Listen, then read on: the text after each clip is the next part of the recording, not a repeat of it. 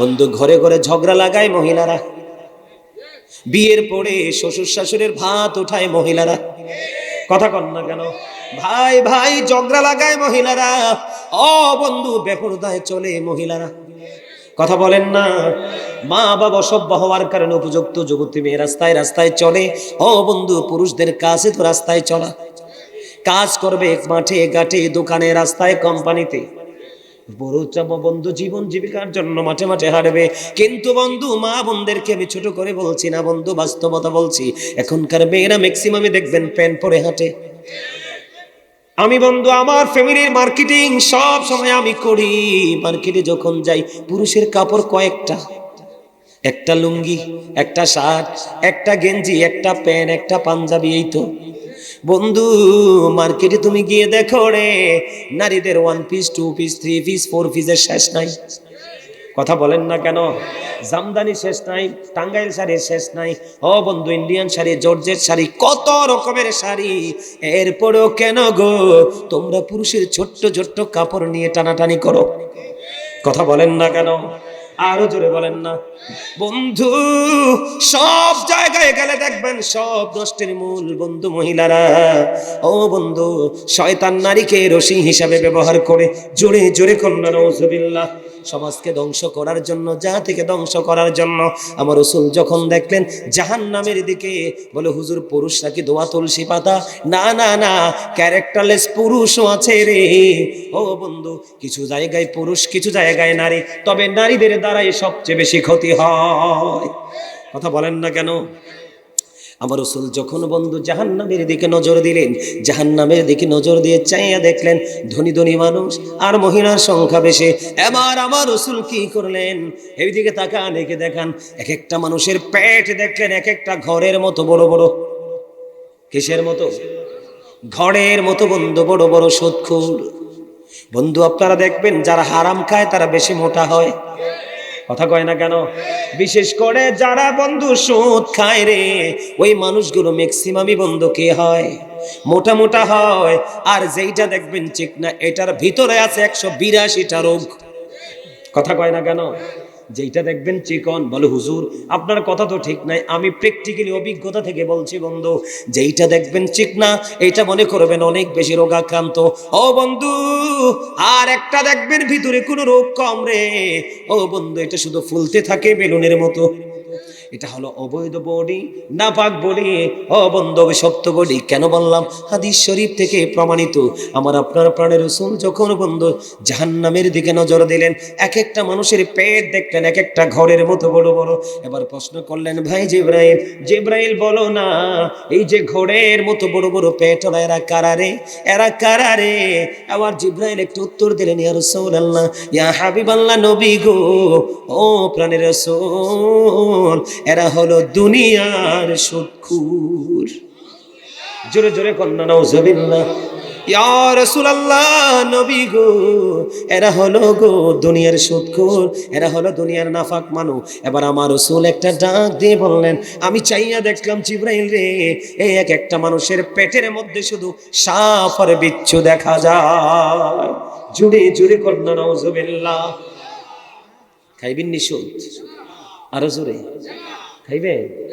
ওমা খাইতেন না? কিল্লাই রাগ হয়ে গেছেন কিল্লে? আরে বাপরে, গ্রামে তো রমরমা ব্যবসা মিয়া, সুদের ব্যবসা। আমার কথা কয় না? আমার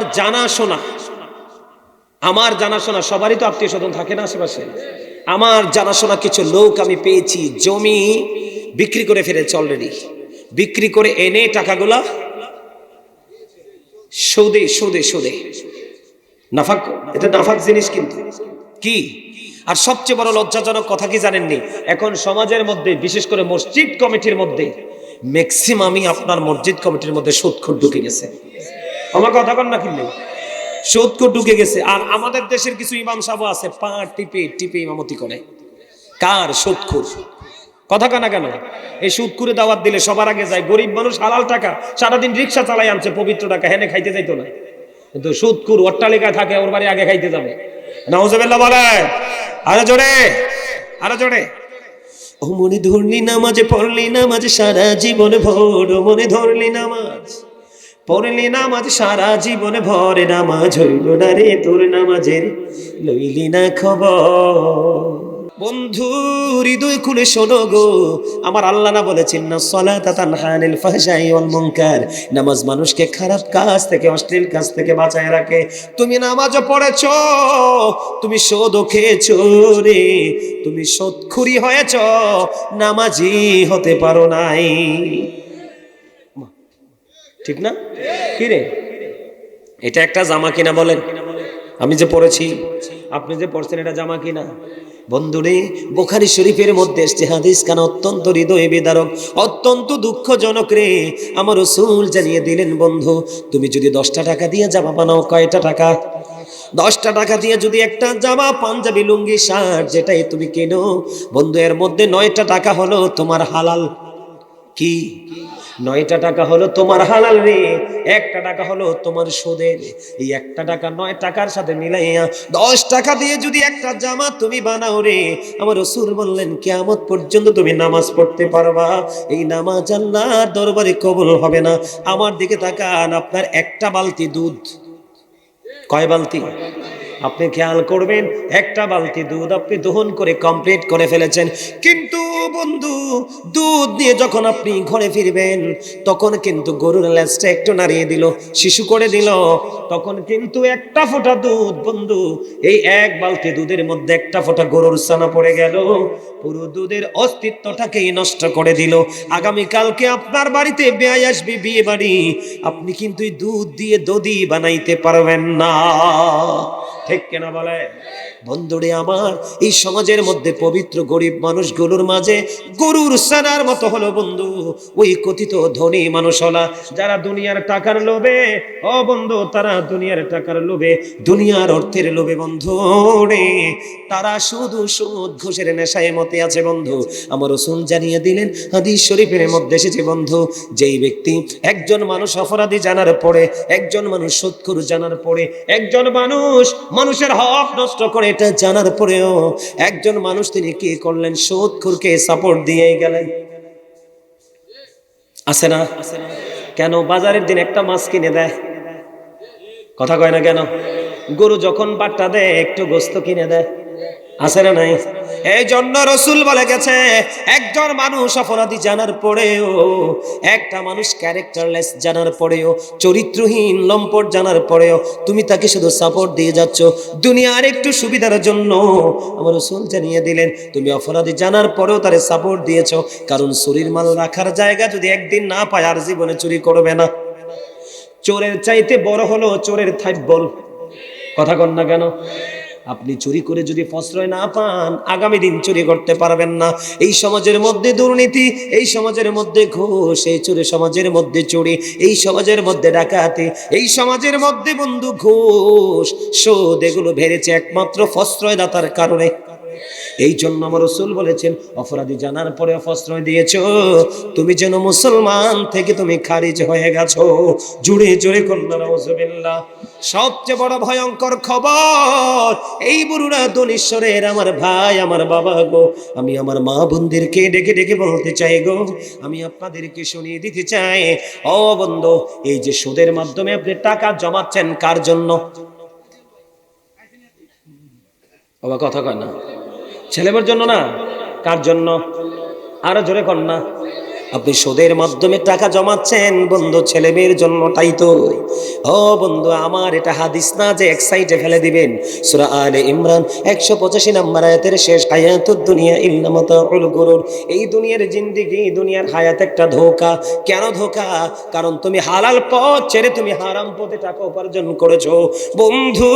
শুধু তাই নয় রে, আমার দিকে তাকান, কোরআন শরীফের 19 পারা সূরা শুআরা 88 নম্বর আয়াতে আমার আল্লাহ বলে দিয়েছেন, ইয়াউমা লা ইয়ানফাউ মালু ওয়ালা বানুন। আমার আল্লাহ কি বলেছে বন্ধু, খেয়াল করেন, সূরা আলে ইমরানে বলছে তুমি ধোঁকার মধ্যে আছো, তুমি তোমার হায়াতটা নিয়ে ধোঁকা করতেছো। কথা বল না কেন? এরপরে কোরআন শরীফের 19 পারা সূরা শুআরার 88 নম্বর আয়াতে আমার আল্লাহ বলে দিয়েছেন, ইয়াউমা লা ইয়ানফাউ মালুন ওয়ালা বানুন, কিয়ামতের দিন তোমার ধন সম্পদ সন্তান সন্ততি কোনোটাই তোমার কোনো কাজে আসবে না। জোরে জোরে কন্যা নাউজুবিল্লাহ। আপনি সুদ খাইয়া জোগাই দিয়ে গেছেন, কিন্তু এটা খাচ্ছে কে? আপনার সন্তান। এরা কিন্তু জবাব দিবে না, জবাব কিন্তু আপনাকে দিতে হবে। কাকে? কথা বলেন না কেন? এখনকার ম্যাক্সিমাম ছেলে মেয়ে বেয়াদব। আমার কথা কয় না কেন জানেননি? দোষ বাবা মা। কার? আরো জোরে বলেন, দোষ কার? আরো জোরে। দোষ বাবা মার। আমি আজকে একটু বাবা মার দায়িত্ব কর্তব্য নিয়ে আমি একটু কথা বলবো। কথা কোনো দরকার আসেনি? একবারে নষ্ট হয়ে গেছে পুরো দেশ। শুধু আপনাদের বড়রা দনিশ্বর না, সারা বাংলাদেশের একই অবস্থা। এক এক জায়গায় এক এক জেলা, প্রতিদিনই এক একটা জেলায় যেতে হয়, এক একটা থানায় যেতে হয়। প্রতিদিনই দৌড়াচ্ছি, প্রতিদিনই দেখতে পাচ্ছি নতুন নতুন বিপর্যয়। জোরে কর নাউজুবিল্লাহ। আরে আরো জোরে বলেন না নাউজুবিল্লাহ। তাহলে সুদ খাবেননি? সুদের টাকা দিয়ে জামা কিনবেননি? সুদখোরকে সাপোর্ট দিবেননি? আরো জোরে। মসজিদের সভাপতি হোক, সেক্রেটারি হোক, মোতোয়াল্লি হোক, আর যেইটাই হোক, সুদখোর যদি হয় ফিটা দিবেননি? দিবেননি? সে একজন, কয়জন? আর আপনারা সমাজে আছেন 99 জন। কতজন? একযোগে সবাই তাকে বয়কট করবেন। আর যেই ইমাম সাহেব দেখবেন সুদখোরের পা টিপে, বেতনটার লাগে, ভালো খাওয়ানোর লাগে, এটার একবার টোটালি কি করে দিবেন? এই আমার দিকে তাকান। যেই ইমাম সাহেব কোন ব্যক্তির উপরে ডিপেন্ড করে ইমামতি করে, তার নামাজও হবে না, মুসল্লিদের নামাজও হবে না। প্রত্যেকটা মসজিদের ইমাম সাহেব যদি কি হতো? সচেতন হতো। কি হতো? আরো জোরে কোন। আমার জীবনে যতগুলো মসজিদে নামাজ পড়াইছি, আমি কারো বাড়িতে এক গ্লাস পানিও খাই নাই। আপনারা জানেন কিনা জানি না এটা। কারো বাড়িতে আমি এক গ্লাস পানি আমার জীবনে ইমামতির বয়সে খাই নাই। কারণ আমার জীবনে পাঞ্জেকানার ইমামতি করতে হয় না, নিজের বাড়ির মসজিদে নামাজ পড়াইতাম, আজান দিতাম।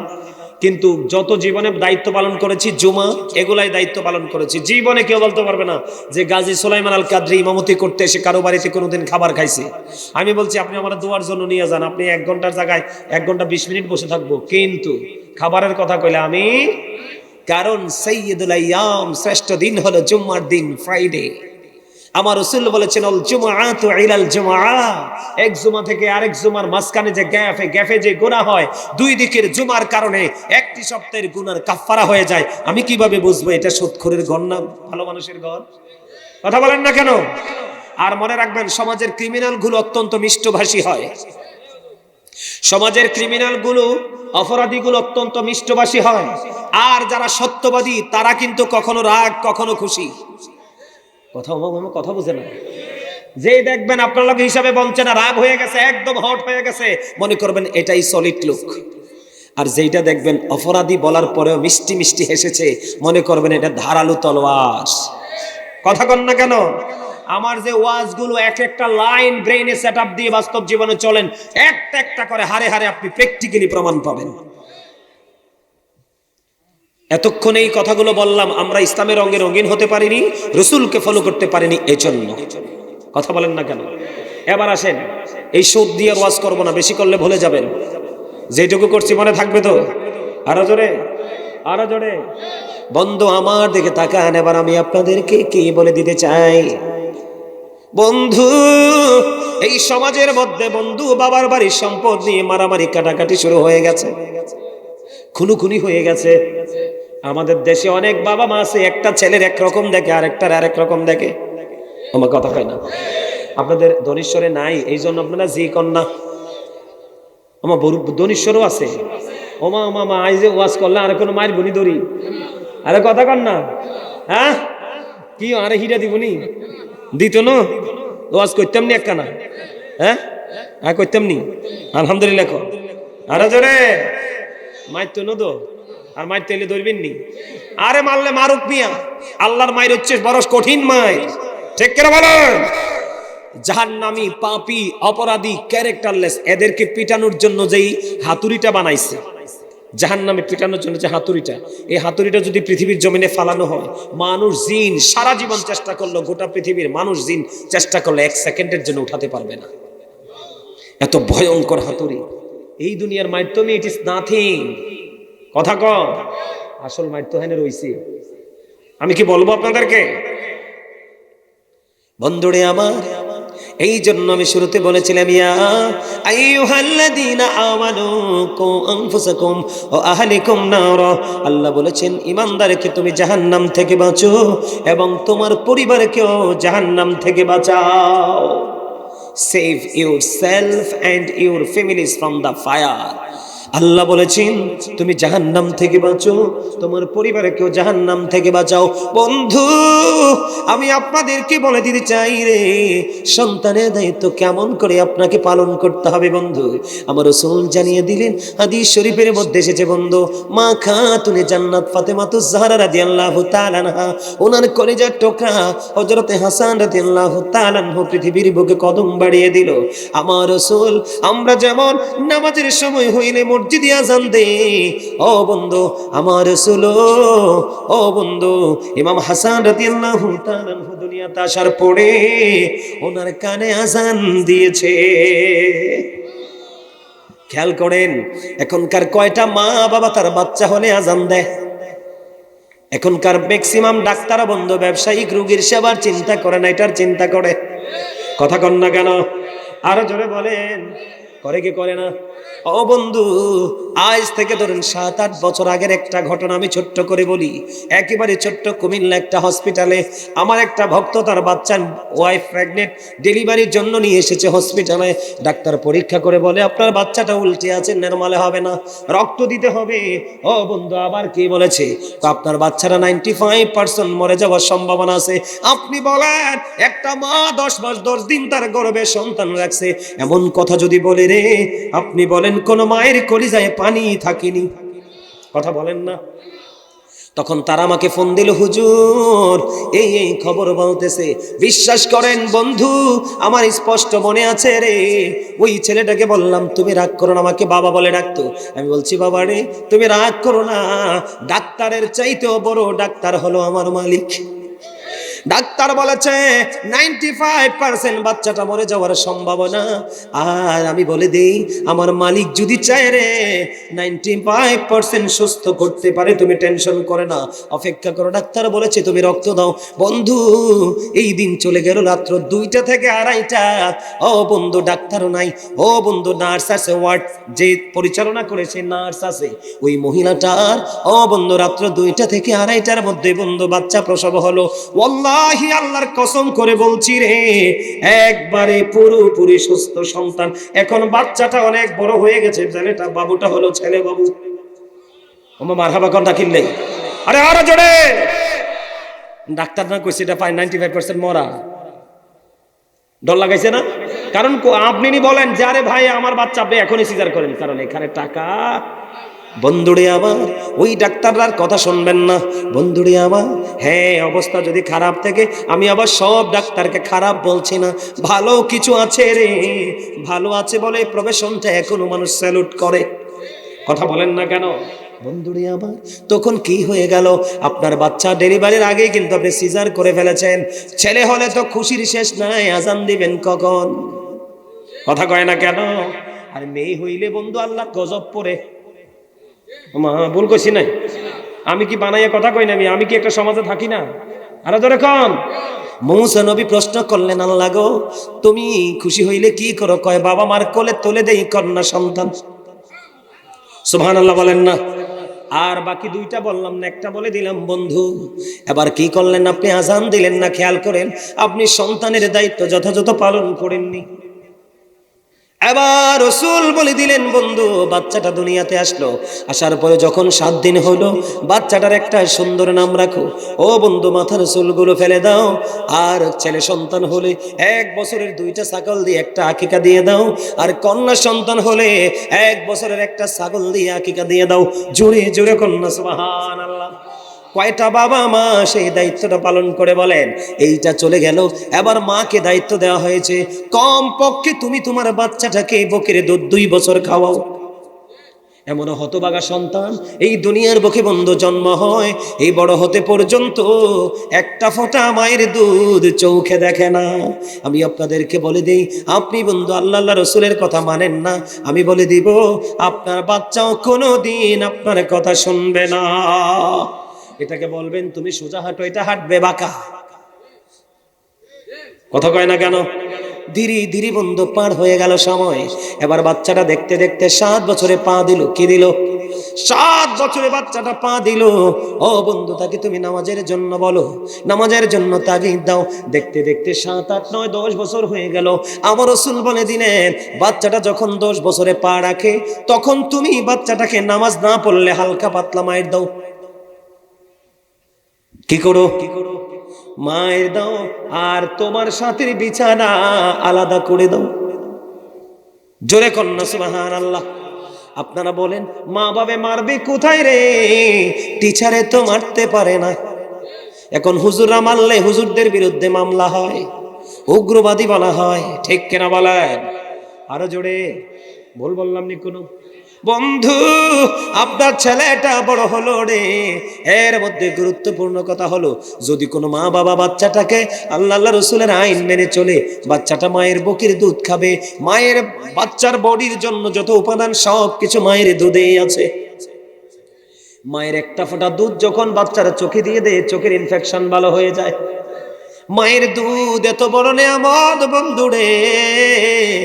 ও বন্ধু, মায়ের দুধ কত দামি। ও মা, তুমি কেন তোমার সন্তানকে দুধটা খাওয়াও না? বন্ধুরে আমার, মায়ের এক পাগল সন্তান খেয়াল করেন। মা অসুস্থ, খানায় কাবা তাওয়াফ করতে চায় কিন্তু হাঁটতে পারে না। মায়ের এই পাগল ছেলে মাকে কাঁধে নিলেন। কাঁধে নিয়ে বন্ধু 7 বছর পর্যন্ত খানায় কাবা তাওয়াফ করালেন। 7 বছর খানের কাবা তাওয়াফ করানোর পরে সাদিকুত তাইয়ার নামক এক আবেদকে ডাক দিয়ে প্রশ্ন করলেন, আমি আমার মাকে 7 বছর পর্যন্ত খানায় কাবা তাওয়াফ করিয়েছি, আমার মায়ের দুধের ঋণ সুদ হইছে নি? ওই সাদিকুত তাইয়ার একটা ডাক দিয়ে বলে, তোমার হায়াত যদি 50,000 বছর হয়, তুমি যদি 50,000 বছর মাকে কাঁধে করে ছড়াও, তাহলে মায়ের একটা রাতি দুধ পানির ঋণ শোধ হবে না। মা এত দামি। সুবহানাল্লাহ বলেন না? আরে আরো জোরে। মা দুধ খাওয়ানোর দরকার আছে নি? এদিকে তাকান। এবার আপনার ছেলেটা যখন মায়ের দুধ পান শুরু করলো, আপনি বাবা, আপনি চুরি করতে পারবেন না।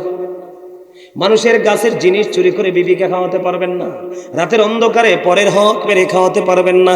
কারণ বন্ধু, আপনি যখন বিবিকে হারাম খাওয়াবেন, দুধও কিন্তু বাচ্চার পেটে হারামি ঢুকবে। কথা বলেন না কেন? আরো জোরে বলেন। দেখতে দেখতে দেখতে দেখতে বন্ধু বাচ্চাটা বড় হয়ে গেল। আমার রাসূল বললেন, এদিকে তাকান। আমার রাসূল বললেন, আদিবু আওলাদাকুম আলা তালাতি খিসানিন, হুব্বি নবিকুম ওয়া হুব্বি আহলি বাইতিহি ওয়া আলা কিরাতিল কুরআন। আমার রাসূল বললেন, তোমরা তোমাদের সন্তানদেরকে 3টি বিষয় শিক্ষা দাও। কয়টি বিষয়?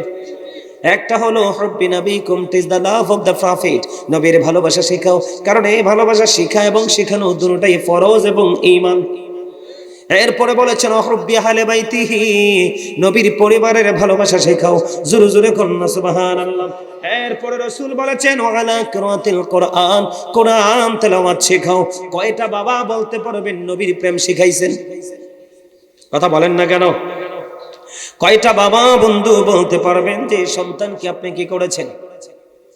নবীর প্রেম শিখিয়েছেন, আহলে বাইতের প্রেম শিখিয়েছেন, কোরআন তেলাওয়াত শিখিয়েছেন। শিখাননি। কেমন করে শিখাবেন? কারণ আপনি তো হারাম পথ, দুনিয়ার অর্থ নিয়ে পাগল। কথা বলেন না কেন? আমি কি ভুল কথা বললাম? ও বন্ধু, আপনি 3টা বিষয় শিক্ষা দিবেন রে।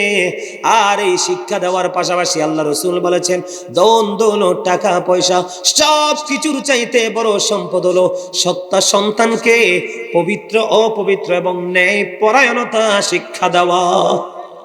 সবচেয়ে বড় সম্পদ হলো বাবা মার পক্ষ থেকে সন্তানকে সুশিক্ষা দেওয়া। যেই শিক্ষা সন্তানকে কোনটা ভালো কোনটা মন্দ আইডেন্টিফাই করতে পারবে। কথা বলেন না কেন? আমার কথা বুঝতে পারছেন? এবার আসেননি? ও বন্ধু, আমার দিকে তাকান। বাবা মা, আমাদের সমাজের মধ্যে অনেক বাবা মাকে দেখা যায় সন্তানের সম্পদ বন্টনের ক্ষেত্রে সমতা বজায় রাখে না। আমার কথা কন্যা কিনলেই আছে না নাই? আরো জোরে। একটারে সব দিয়ে দেয়, একটারে একদম ভালোটা দিয়ে দেয়, কথা কন না কেন? আর একটা এমনিতেই দুর্বল, ইনকাম করতে পারে না, এইটাকে নিয়ে বন্ধু পাহাড়ের কিনারায় দিয়ে দেয় অথবা নদীর কিনারায়। আমি ওই দিকে যেতে চাই না। এক কথায় সব কিছু বুঝে নিবেন বন্ধু, আপনার যে সম্পদ আছে রে, আপনি যেহেতু তাকে জন্ম দিয়েছেন, কে করেছে? আপনি তাকে জন্ম দিয়েছেন, আপনি তাদের জন্মদাতা পিতামাতা। ও বন্ধু, আপনি তাকে আপনার সম্পদের ক্ষেত্রেও আপনি তাদেরকে সমান করে বন্টন করে দিতে হবে। কি করে? একটা ছেলেকে বেশি, একটা ছেলেকে কম, একটা মেয়েকে বেশি, একটা মেয়েকে কম, এমন করা যাবে না। তবে হ্যাঁ ও বন্ধু, পৃথিবীর বাবা মার কাছে বড় সন্তান এবং সবচেয়ে ছোট সন্তান থাকে সবচেয়ে প্রিয়। কথা বলেন না কেন? কারণ বড়টা তাদের জীবনে, অন্ধকার জীবনে আলোর দিশা দিয়েছে। বন্ধুরে আমার, যাদের প্রথম বাবা হয়েছেন, যিনি প্রথম মা হয়েছেন, তিনি বুঝতে পারে প্রথম সন্তান কোলে নেওয়ার স্বাদরা যে কেমন। বন্ধু, যদি আরো 10টা সন্তান হয় আপনার, কিন্তু প্রথমটার মতো কাউকে ভালো লাগবে না, একটু 19-20 আছে, কথা কয় না, আছে না নাই? এরপরে দেখবেন আপনি প্রস্তুত ছিলেন না, কিন্তু আল্লাহ আপনাকে আরেকটা সন্তান দিয়ে দিয়েছে বন্ধু। আশেপাশের মানুষ বলেছে তোমার বয়স হয়ে গেছে। কি হয়েছে? আশেপাশের মানুষ বলছে তোমার বয়স হয়ে গেছে, বাচ্চাটা তুমি নষ্ট করে দাও। ও বন্ধু, রাসূল বলেছে না না না রে, তুমি খাওয়াতে হবে। লোকে বন্ধু বলবে, এই জন্য তোমার গর্ভের সন্তানকে তুমি হত্যা করো না, কোটি কোটি টাকা খরচ করে সন্তান মেরে না। ও বন্ধু, তুমি যদি সন্তানকে মুলুকের কথার চিন্তা করে বাচ্চাটাকে যদি তুমি মেরে ফেলো, তোমাকে কাল হাসুরের দিন হত্যাকারী হিসাবে চিহ্নিত করা হবে। জোরে কন্যা নাউজুবিল্লাহ। তাহলে সম্পদের ক্ষেত্রে কি করতে হবে? কথা কয় না, কি করতে হবে? আর যদি আর বাবা মা যেটা করে এটার বাইরে সন্তান যেতে পারে না। কথা বলেন না কেন? আরো জোরে, কি আমার কথা কয় না? এবার আপনারা বলবেন হুজুর, বাবা মা সমান ভাগ করবে, আপনারা সন্তানেরা কি করবেন? আমার রাসূল বলেছে বাবা মা যেটাই করুক বন্ধু তারা করবে রে, তবে ম্যাক্সিমাম বাবা মাই সন্তানকে সমান দিয়ে যেতে চায়। 2-4টা বাবা মা আছে ব্যতিক্রম, এটা আমি এক সাইডে রেখে দিলাম। কিন্তু বন্ধু, দুনিয়া তো উল্টে গেছে, ম্যাক্সিমাম সন্তানই বাবা মার কলিজায় আগুন দেয়। কথা বলেন না কেন? এই বাংলাদেশে, ও বন্ধু, বাংলাদেশে বৃদ্ধাশ্রমের ইতিহাস খুঁজে দেখেন আপনি, বৃদ্ধাশ্রমের ইতিহাস খুঁজে দেখেন, কোন মেয়ে কোনোদিন বাবা মাকে বৃদ্ধাশ্রমে দেয় নাই। দুনিয়াতে যত নষ্ট ছেলে আছে তারাই বন্ধু বাবা মাকে বৃদ্ধাশ্রমে দিয়েছে। কথা কন না কেন? আমার রাসূল জানিয়ে দিয়েছেন, আমার দিকে তাকান, তোমাকে যদি তোমার বাবা মা তার স্থাবর অস্থাবর সকল সম্পত্তি থেকে যদি কি করে বঞ্চিত করে দেয়, তোমাকে যদি বন্ধু ঘর থেকে বের করে দেয়, তারপরেও তুমি তোমার বাবা মার অবাধ্য হইও না। একজন প্রশ্ন করলেন, ইয়া রাসূলুল্লাহ, আমার বাবা আমার উপার্জিত সম্পদগুলো নিজের মতো করে খরচ করতে চায় গো নবী, আমি এখন কি করব? আমার রাসূল বললেন, শুধু তোমার উপার্জিত সম্পদ নয়, তুমি নিজেও তোমার বাবার সম্পদ। হিসাব কি বুঝতে পারছেন নি? আরো যারা বলেন, এদিকে তাকান, কন্যা সন্তান হলে বন্ধু অভিশাপ মনে করবেন না। যেই বাবার 3টা কন্যা সন্তান, হাদিস শরীফের মধ্যে এসেছে তার জন্য 3টা জান্নাত। যেই বাবার 2টা কন্যা সন্তান, যে মায়ের 2টা কন্যা সন্তান, তার জন্য 2টা জান্নাত বরাদ্দ। এবার হাদিসের রাবী বললেন, আমি আমার রাসূলকে একটা কন্যার কথা জিজ্ঞেস করিনি, আমার মনে হয় রে, আমি যদি একজনের কথা জিজ্ঞেস করতাম তাহলে আমার নবী বলতেন যে একটা বাবা মার, একটা কন্যা সন্তানের বাবা মার জন্য একটা জান্নাত। সুবহানাল্লাহ বলেন না, আরো জোরে। এবার আসেন আমার দিকে তাকান, বাবা গো, ও বাবা, আমার মা, এই বড়রা দনেশ্বরের আমার মা, আমার বোনদেরকে, ভাই, আমার বাবাদেরকে বলতে চাই গো, আমার রাসূল একজন সাহাবী অসুস্থ দেখতে গেলেন, খেয়াল করেন, যখন তাকে দেখতে গেলেন, দেখতে যাওয়ার পরে সাহাবী ডেকে ডেকে বলেন, ইয়া রাসূলুল্লাহ, ইয়া হাবিবাল্লাহ, নবী গো, ও প্রাণের নবী, আমার যত সম্পদ আছে আমি সব কিছু আল্লাহর জন্য কুরবানি করে দিব। আমার রাসূল বললেন, না না না, সব কুরবানি করা যাবে না। ইয়া রাসূলুল্লাহ, তাহলে আমি অর্ধাংশ ব্যয় করে ফেলবো, আল্লাহর পথে কুরবানি করব। আমার রাসূল বললেন, না না না না না না। এরপরে বললেন, ইয়া রাসূলুল্লাহ, ইয়া হাবিবাল্লাহ, তাহলে 1/3। রাসূল বললেন, হ্যাঁ হ্যাঁ, তুমি এটা করতে পারো। সুবহানাল্লাহ বলেন না কেন? দেখেন সব সম্পত্তি বলতেছে বাবা আল্লাহ রাস্তায় দিয়ে দিব, রাসূল বলেন না। অর্ধেকটা দিয়ে দিব, রাসূল বলেন না। 1/3 রাসূল বলেন হ্যাঁ এটা করতে পারো। কেন জানেন? আমার রাসূল বলেছে তোমার ইন্তেকালের পরে তোমার সন্তান যেন কারো কাছে ভিক্ষা করে যেন বাঁচতে না হয়। কথা বলেন, বুঝেন নাই? তোমার সন্তান তোমার ইন্তেকালের পরে যেন কারো কাছে ভিক্ষা করতে না হয়। আজকে আমি অনুরোধ করে বলবো বন্ধু, তোমরা যারা ইয়াং ছেলেরা, এখনকার ছেলেরা কিন্তু ম্যাক্সিমামই নষ্ট। আগেকার যুগের বন্ধুরা একজনের কোনো ক্ষতি হতে লাগলে বন্ধু আরেকটা ডেকে দূরে সরাই দিত, দোস্ত তুমি এটা করো না তোমার ক্ষতি হবে। আর এখনকার ছেলেরা 3-4 জন মিলে একটাকে মেরে ফেলে। কথা কন না কেন? আরো জোরে বলেন। আপনারা দেখতেছেন কিনা অনলাইনে আমরা দেখতে পাই। এই জন্য বলছি যুবক, এখন তোমার রক্ত আছে রে। ও যুবক, তোমার শরীরে শক্ত আছে। আগামী কালকে কেমন হবে, কোনো দুর্ঘটনা হবে না, এটা তুমি গ্যারান্টি দিতে পারবা না। এই জন্য তোমার উপার্জন থেকে যা খাবে, এখান থেকে বন্ধু কিছু আল্লাহ রাস্তায় কুরবানি করবে, আর কিছু তুমি খাবে, অল্প অল্প করে তুমি সঞ্চয় করবে, যেন তোমার সন্তানের তোমার ইন্তেকালের পরে কারো কাছে ভিক্ষা করতে না হয়। ওই সন্তানের পাশাপাশি তোমার বিবি, ও যুবক, যেই স্বামী, যেই বাবা, ও বন্ধু, যেই পুরুষ তার বিয়ের পরে বিয়ের সময় বিবিকে যে মহরানা দেয়, তার মানে কাবিন। কি কাবিন? যেই যুবক বিয়ের পরে তার বিবিকে কাবিন দিবে না, আমার রাসূল বললেন, হাদিস শরীফের মধ্যে এসেছে, বন্ধু তুমি ইন্তেকাল করে ফেলেছো কিন্তু তোমার বিবির মোহরানা কাবিন তুমি দেওনি। রাসূল বলেছে কাল হাসুরের দিন তোমাকে জিনা ব্যভিচার করে নেওয়া পুরুষদের কাতারে দাঁড় করানো হবে। জোরে জোরে কন্যা নাউজুবিল্লাহ। হিসাব বুঝছেননি? আর ওয়াজ দরকার আসেনি? আর দরকার নাই। যারা বোঝার এইটুকুতে বুঝে গেছেন। সম্পদ, আব্বার চাদর আছে একটা, আমার এই দাদার একটা এক্সাম্পল, আমার কাছে আমার দাদা আছে, আরে উপায় নাই, আমার দাদার কাছে চাদর আছে কয়টা, দাদার ফুত আছে কয়টা, ধরেন না 4টা, কয়টা? এটা কিন্তু কি, এটা কিন্তু দাদুর নিজের উপার্জনের টাকায় কিনা। মনে রাখবেন, যদি যোগ্য, দক্ষ, পবিত্র সন্তান হয়, সে বলবে 4টা টুকরা করে আমাকে দাও, 4 জনে 4টা টুকরা নিব, কারণ আমার বাবার স্মৃতি আমিও রাখতে চাই। চাইবে না? এখন বাবা এবং মা বাকি সন্তানগুলোকে সান্ত্বনা দিবে, বাবারে এটা 4টা টুকরা করলে তো তোমরা কেউই ইউজ করতে পারবা না। কি করতে পারবা না? এটা ব্যবহারের অনুপযোগী হয়ে যাবে, তাই তো? কি করতে হবে? বাবা এটা আমি তার কাছে দিয়ে দিলাম, যে আমার ছোট অথবা বড় সন্তান, আমি তাকে এটা দিয়ে দিলাম, এটার মতো করে 3টা কি করব, কিনে দিব। আর না হয় তোমরা যাকে আমি দিয়েছি সে তোমাদেরকে সাপোর্ট দিবে, তোমরা সহযোগিতা করে, মানে একটা আলোচনার মাধ্যমে কি করতে হবে, সমাধান করতে হবে। বাবা মার এটা দায়িত্ব। আর আমি মনে করি এখনকার মানুষের মৃত্যুর কোনো গ্যারান্টি, হুটহাট করে মরে যায়, যুবক মানুষও মরে যায়।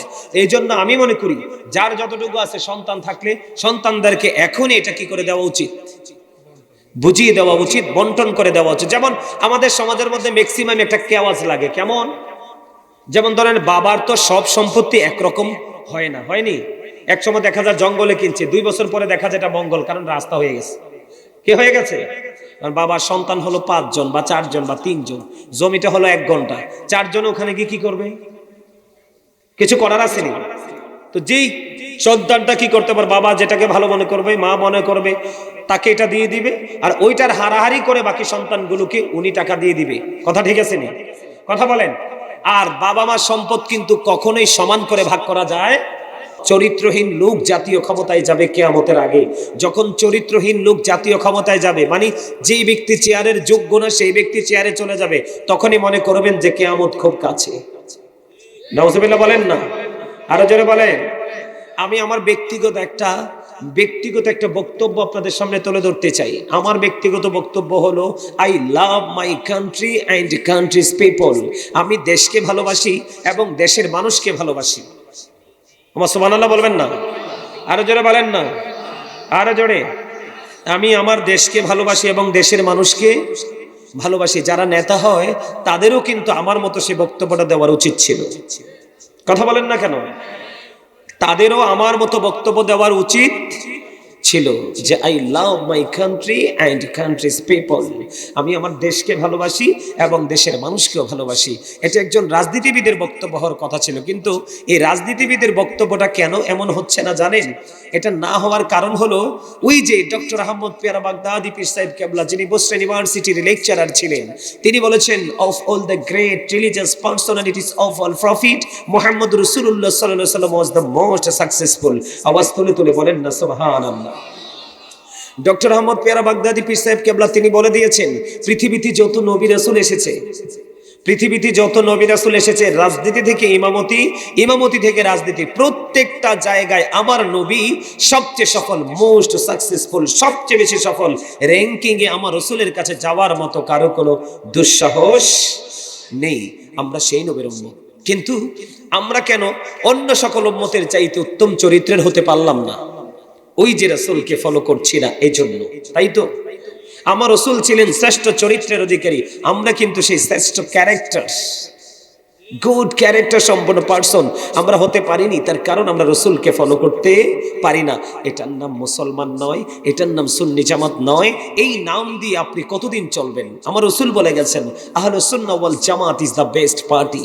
বন্ধুরে আমার, এই জন্য আমি আজকে আলোচনার শিরোনাম দিয়েছি ইয়া আইয়ুহাল্লাযীনা আমানু কু আনফুসাকুম ও আহলিকুম নার। আমার আল্লাহ বলেছেন, O believers save yourselves and your families from the fire. আমার আল্লাহ ইমানদারকে বলেছেন, এই ইমানদারেরা, ও ইমানদারেরা, তুমি জাহান্নাম থেকে বাঁচো এবং তোমার পরিবার আহলকেও জাহান্নাম থেকে বাঁচাও। আল্লাহ কাকে বলেছেন? ইমানদারকে। বন্ধুরে আমার, আমি আপনাদেরকে বলে দিতে চাই, একটা অনেক লম্বা হাদিস, এই হাদিসের মধ্যে অনেকগুলো অপশন আছে বন্ধু। এর মধ্যে সবচেয়ে ভয়ঙ্কর একটা দৃশ্য আমি দেখতে পেলাম। আল্লাহ রাসূল একদিন সাহাবায়ে কেরামদেরকে প্রশ্ন করলেন, সাহাবীরা রে, তোমরা কেউ কি আজকে কোনো স্বপ্ন দেখেছো? ইয়া রাসূলুল্লাহ, ইয়া হাবিবাল্লাহ, নবী গো, না না না না না না, আমরা কেউ কোনো স্বপ্ন দেখিনি। আমার রাসূল বন্ধু একটা স্বপ্ন দেখেছেন, তাদেরকে বললেন, আমি একটা গুরুত্বপূর্ণ স্বপ্নে দেখেছি। আমার রাসূল বললেন, দুইজন আগন্তুক আসলেন, তার মানে দুইজন ফেরেশতা, দুইজন ফেরেশতা এসে ডেকে ডেকে বললেন, ইয়া রাসূলুল্লাহ, ইয়া হাবিবাল্লাহ, নবী গো, চলুন চলুন চলুন, আপনাকে নিয়ে ভ্রমণ করতে যাব, ঘুরতে যাব। ও রাসূল, এবার আমার রাসূল সাহাবায়ে কেরামদেরকে ডেকে ডেকে বললেন, আমি আমার ওই আগন্তুক সঙ্গীদের সাথে চলতে শুরু করলাম, অনেকগুলো দৃশ্য দেখলাম। ও বন্ধু, এর মধ্যে একটা দৃশ্য আমি দেখতে পেলাম রে, একটা দৃশ্য আমি দেখতে পেলাম। ওই দৃশ্যটা কি? আমি দেখতে পেলাম একটা রক্তের নদী। ওই একটা রক্তের নদীর মধ্যে একজন মানুষ সাঁতার কাটতেছে, সাঁতার কেটে কেটে কেটে কেটে বন্ধু সে কোলে আসতে চায়, কোলে আসতে চায় রে, কিন্তু বন্ধু সে যখন কোলের কাছাকাছি আসতে চায়, তখনই বন্ধু আরেকজন তাকে পাথর মারতে থাকে। জোরে জোরে কন্যা নাউজুবিল্লাহ।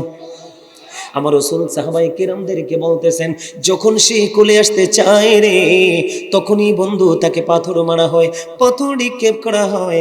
এই দিক দিয়ে উঠতে চায়, তাকে পাথর মেরে ফিরিয়ে দেওয়া হয়, ওই দিক দিয়ে উঠতে চায়, তাকে পাথর মেরে ফিরিয়ে দেওয়া হয়। এবার আমার রাসূল কি করলেন? আমার রাসূল ওই সঙ্গীদেরকে প্রশ্ন করলেন, তোমরা বলো না, আমাকে বলে দাও না, এই মানুষটা কে রে, আর কেনই বা তার এমন সাজা? বারবার সে রক্তের নদী থেকে ফিরে আসতে চায়, পারে না, পারে না। তাকে কেন রে বারবার প্রতিহত করা হচ্ছে? তাকে কেন প্রতিরোধের মুখে পড়তে হচ্ছে? এটার কারণ কি? এবার ওই ফেরেশতারা বললেন, ইয়া রাসূলুল্লাহ, ইয়া হাবিবাল্লাহ, নবী গো, ও প্রাণের নবী গো, এইটা হলো দুনিয়ার সুদখোর। জোরে জোরে বলেন না নাউজুবিল্লাহ। আপনারা কি সুদের পক্ষে?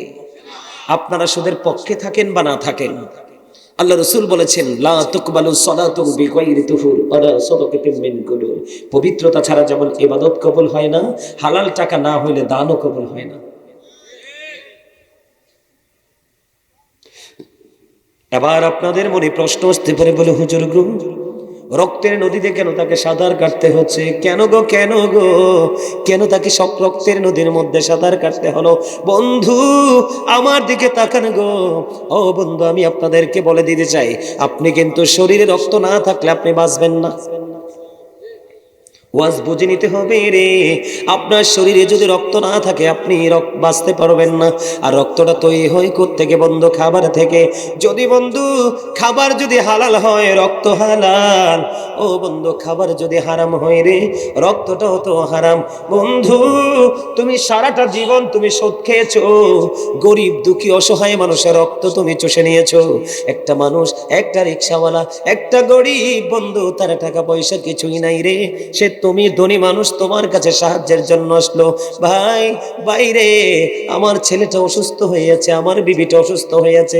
বিশেষ করে বন্ধু আমি দেখেছি রে, মানুষের মৃত্যুর সময়টা নিয়ে পর্যন্ত সুদখোরেরা সুদের ব্যবসা করে। দেখবেন আপনি হাওলাত চাইলে বন্ধু টাকা দিবে না, অথচ করজে হাসানা এটাই হলো সবচেয়ে বেশি পবিত্র, সবচেয়ে বেশি সওয়াব। ও বন্ধু, আর ডক্টর আল্লামা ইকবাল কি বলেছেন? খোদা প্রাপ্তির পথ রয়েছে লুকানো, রয়েছে মানব সেবার মাঝে, পাবো না কোথাকে আল খেলনা তাসবিহ আর যায় নামাজে। আমার নামাজ আছে, রোজা আছে, রুকু আছে, সেজদা আছে, তাসবিহ আছে, যায় নামাজ আছে বন্ধু, জুব্বা আছে, দাঁড়িয়ে আছে, সব কিছু আছে বন্ধু। কিন্তু মানুষকে যদি তুমি ভালোবাসতে না পারো, এই নামাজ দিয়ে কখনোই মাওলাকে তুমি খুঁজে পাবা না। এই জন্য বন্ধু আমি তোমাকে বলে দেই, রিক্সাওয়ালার শেষ সম্বল রিক্সাটা পর্যন্ত সুদের টাকা বাড়িয়ে তুমি নিয়ে গেছো। একটা মানুষের মাত্র 1 থেকে 1.5 ঘন্টা জায়গা, ও বন্ধু তার শেষ সম্বল এটা পর্যন্ত তুমি কৌশল করে সুদের টাকা দিয়ে তুমি কেড়ে নিয়েছো। তুমি তো একটা সুদের টাকা খাওনি, তুমি গরিবের রক্ত চষে নিয়েছো রে। জুড়ে জুড়ে কন্যা নাউজুবিল্লাহ। বন্ধুরে আমার, আপনাদের এই বড়রা দনীশ্বরে সুদখোর আছে কিনা আমি জানি না। বন্ধু আমার জীবনে সুদখোর কত ভয়ঙ্কর, সুদখোর কত নির্মম আমি দেখতে পেয়েছি রে বন্ধু। তুমি যদি কারো কাছে, তোমার কাছে যদি কেউ একটা ডালা পায়, কয়টা ডালা? একটা ডালার পরিমাণ সমান, একটা ডালা পরিমাণ হোক যদি কেউ তোমার কাছে পাওনা থাকে, ও বন্ধু তুমি জান্নাতে যেতে পারবা না। আমি তোমাকে বলে দিতে চাই, আমার রাসূলকে ডাকা হলো ইয়া রাসূলুল্লাহ, ইয়া হাবিবাল্লাহ, নবী গো, ও নবী উনি ইন্তেকাল করেছে একজন, তার জানাজা পড়াতে আসেন। এবার আমার রাসূল বললেন সে কি কারো কাছে ঋণী আছে কিনা খেয়াল করেন, খেয়াল করেন। আমার রাসূল বললেন তার কাছে কেউ টাকা পাবে কিনা? তখন বলল নবী গো, সে মাত্র 1টি দিরহাম ঋণী আছে গো। আমার রাসূল একটা ডাক দিয়ে বললেন, আমি নবীও যদি তার জানাজা পড়াই রে, এই জানাজা পড়ানো দিয়ে কোনো ফায়দা হবে না। ইয়া রাসূলুল্লাহ, ইয়া হাবিবাল্লাহ, নবী গো, ও প্রাণের নবী, কেন গো, কেন গো? আমার রাসূল বলল বন্ধু রে, আমার রাসূল বললেন আমি নবীও জানাজা পড়ালে তার কোনো ফায়দা হবে না। কেন কেন? কারণ সে এখনো অন্যের কাছে ঋণী আছে। এই ঋণ যতক্ষণ না পর্যন্ত পরিশোধ না হবে, আমি নবী তার জানাজা পড়াবো না। হযরত আবু কাতাদা রাদিয়াল্লাহু তাআলা আনহু তিনি বললেন, ইয়া রাসূলুল্লাহ, আমি তার ঋণ পরিশোধ করে দিব, আমি 1টি দিরহাম আমি নবী পরিশোধ করে দিব গো।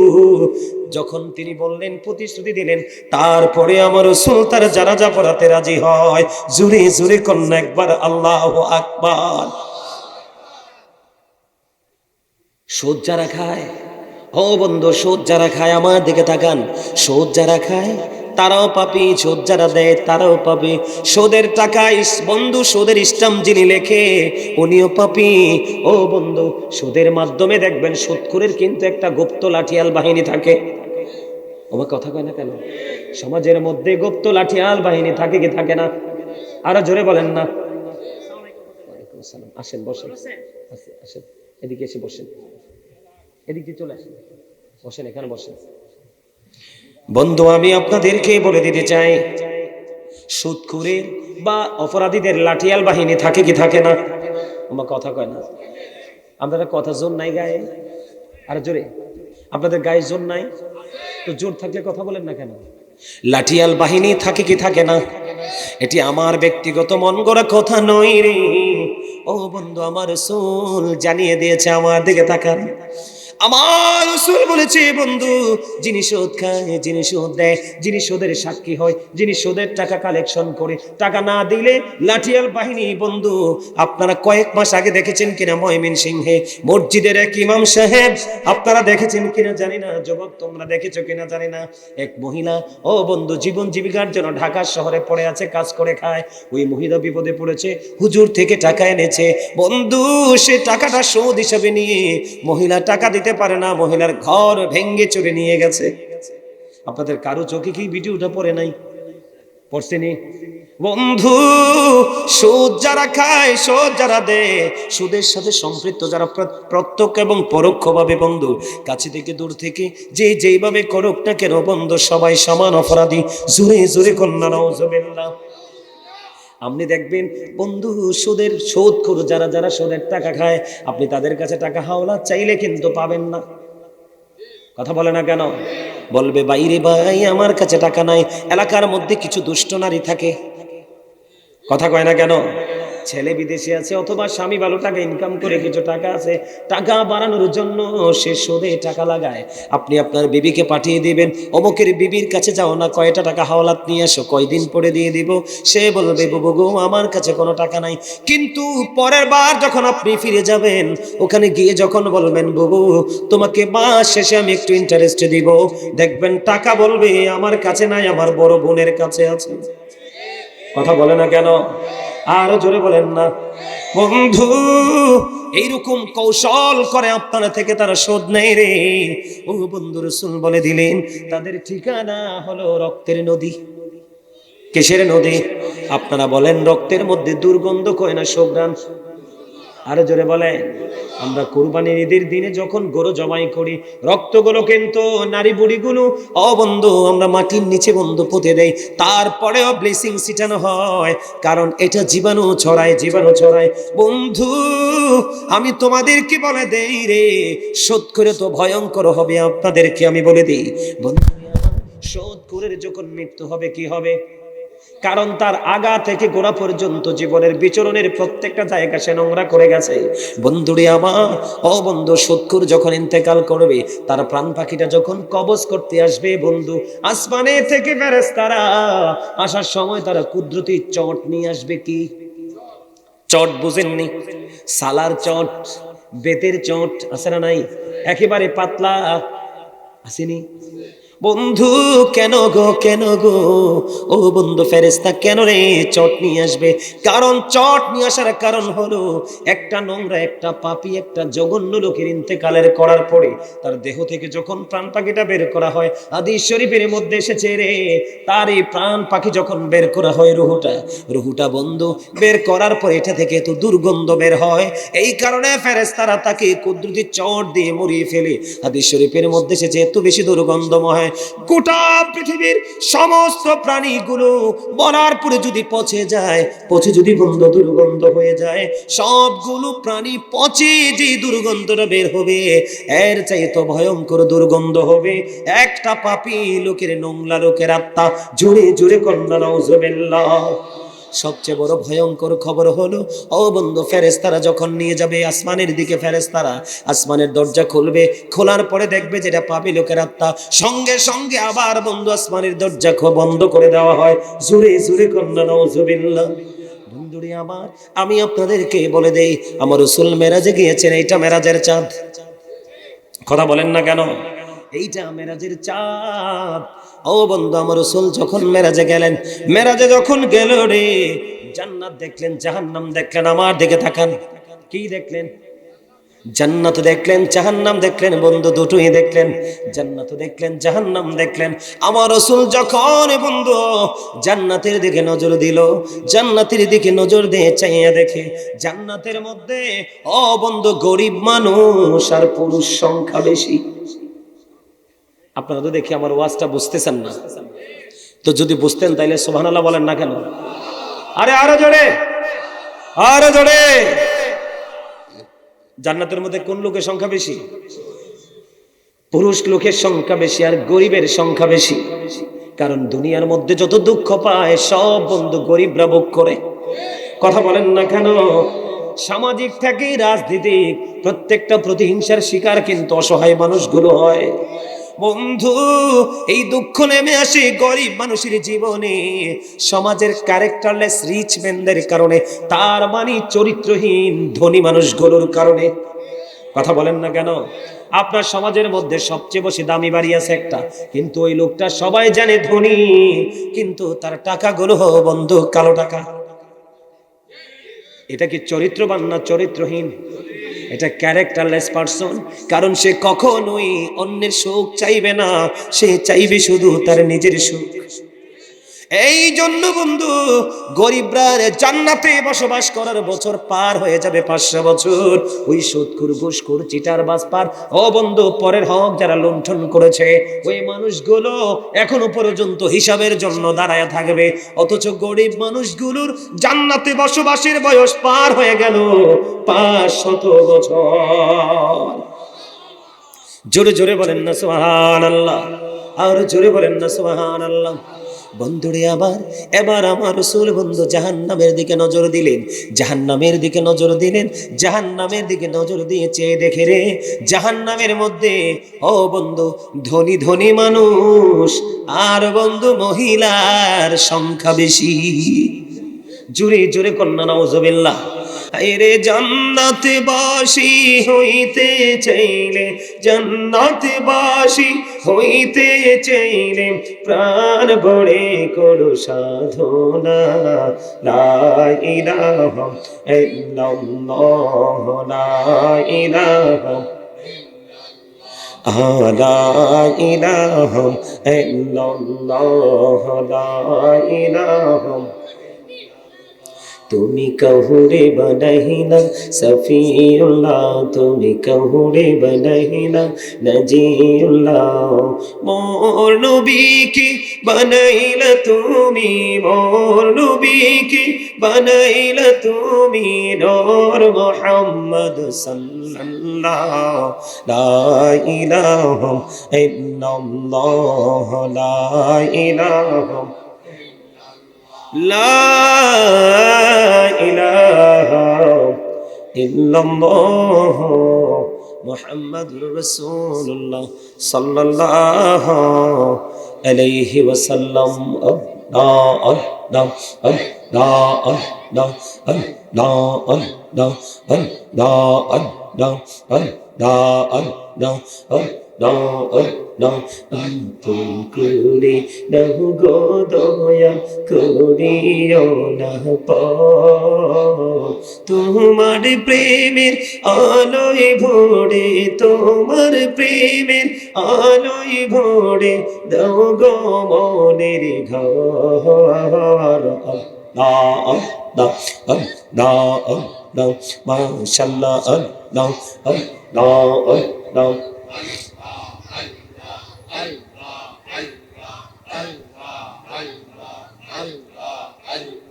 Allah Allah Allah Allah পাগল পারা মনটা শুধু খুঁজে দিবানিশি,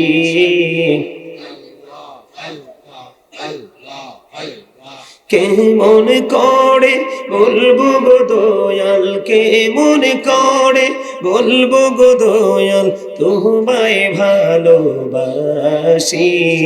আল্লাহ আল্লাহ মাশাআল্লাহ, আল্লাহ আল্লাহ আল্লাহ আল্লাহ আল্লাহ আল্লাহ আল্লাহ। নিজরাতে একলা যখন ভাবি তোমায় নিয়ে, হৃদয়টাকে শীতল করে, হৃদয়টাকে শীতল করে চোখের জল দিয়ে। আল্লাহ আল্লাহ আল্লাহ আল্লাহ আল্লাহ আল্লাহ আল্লাহ। এই পৃথিবী বড়ই নিঠুর, নেই তো ভালোবাসা, আমাকে রে পাবো গো তোমায়, আমাকে রে পাবো গো তোমায়, এই তো মনে আশা।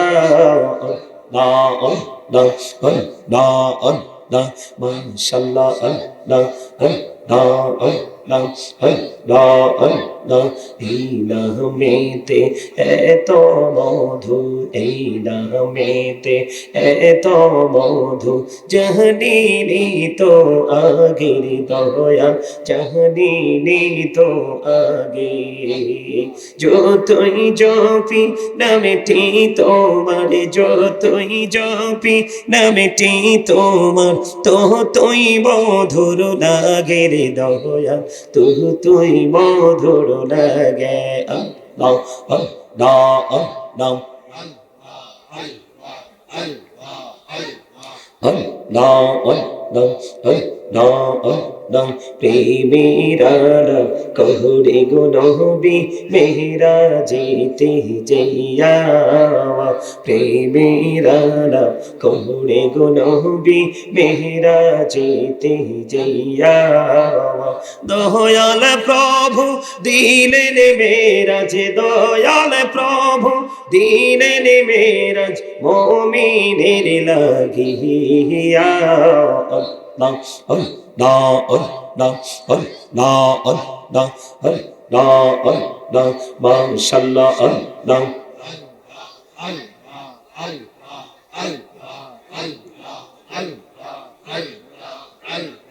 Allah, Allah, Allah, Allah, Elohudo, bihi aromaje, Elohudo, bihi aromaje, কিসের করো খেলা পিছের দিকে চাইয়া দেখো পিছের দিকে চাইয়া দেখো ডুবে যায় তোর বেলা রে আল্লাহ আল্লাহ আল্লাহ আল্লাহ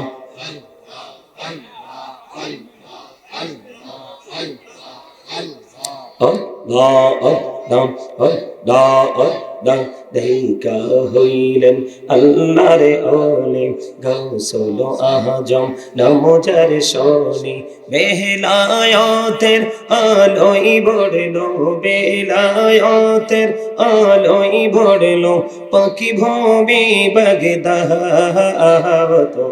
আল্লাহ আল্লাহ আল্লাহ আল্লাহ দেখা হইলেন আল্লাহর ওলি শাহজালাল নমজার শোনে সরে মহানদী পড়ে হয়ে যায় সরে মহানদী পড়ে হয়ে যায় বিছানা যার পাহাড়